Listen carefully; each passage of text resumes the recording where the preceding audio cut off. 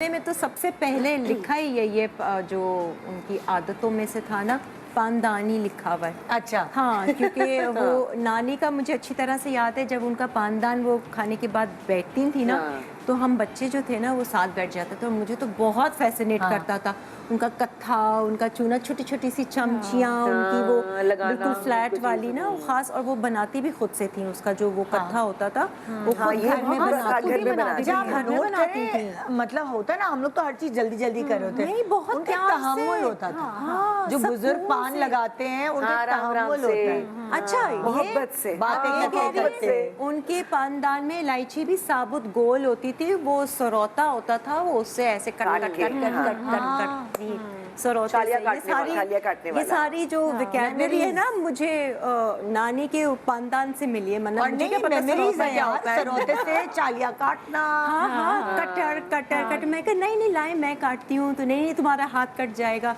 आराम से बैठी काट रही हैं, फिर इलायची डालेंगी, फिर वो चिये होते हैं ना, इमली के जो बीज होते हैं, उनको भून के वो भी रखती थी। तो उनका छिलका तोड़ के ना, मम्मी को वो वाला पसंद था कि नहीं मुझे एक चिया बीज उसमें डाल देना पान में, तो वो चूसते रहो, वो हल्का हल्का सा ना उसका एक फ्लेवर निकलता है। तो वो पूरा पानदान मुझे याद है। मीठा पान की गुठलियों को भून कर, हाँ भून कर वो तवे पे सेक कर उनको, तो वो थोड़ी सी डार्क हो जाती है और उनका शेल हार्ड हो जाता है।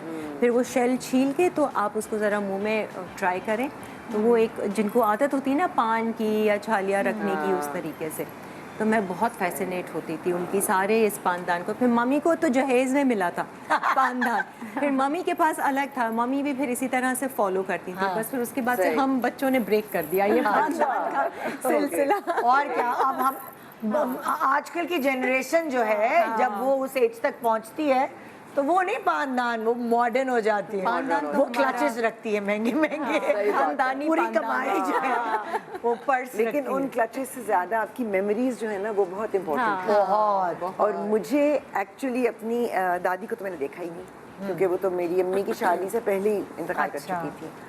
तो नानी की मेमोरीज बहुत स्ट्रॉन्ग है। और मैं आज भी खस का इत्र जब मैं सूंघती हूँ तो मुझे अपनी नानी याद आती है। अरे, और वो हमेशा खस का इत्र लगाती थी, और उनकी आदत ये थी कि वो उन्होंने मुझे सिखाया भी कि इत्र लगाने का भी एक तरीका होता है।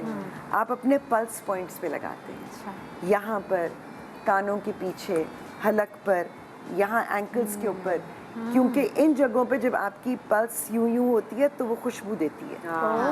सो कभी भी यहाँ नहीं लगता, वो हमेशा पल्स पॉइंट्स पे लगता है।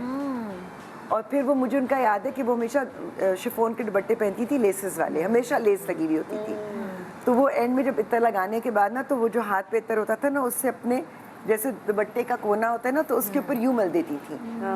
तो मैं कहती हूँ, मैं हमेशा उनको देखती थी छोटी थी कि क्या करती है, लेकिन मुझे एहसास था कि जब वो चलती हुई जाती थी ना, तो दुपट्टा हवा में लहराता था, तो हल्की हल्की खुशबू आती थी। ये नानी दादी के कपड़ों से खुशबू कितनी अच्छी आती है, इतनी नफासत, पास से खुशबू आती थी। हाँ। और ये हमारी तरह पे मॉडर्न परफ्यूम्स नहीं लगाती थी, नहीं, वो नॉर्मल इत्र जो होते थे, या लाइक पाउडर्स, इस तरह की चीजें, पाउडर ज्यादा। लेकिन आपको पता है जो इत्र लगाने का ना, इत्र आपकी स्किन के साथ रिएक्ट करता है, ठीक है, it's pure, it's organic, it's an oil.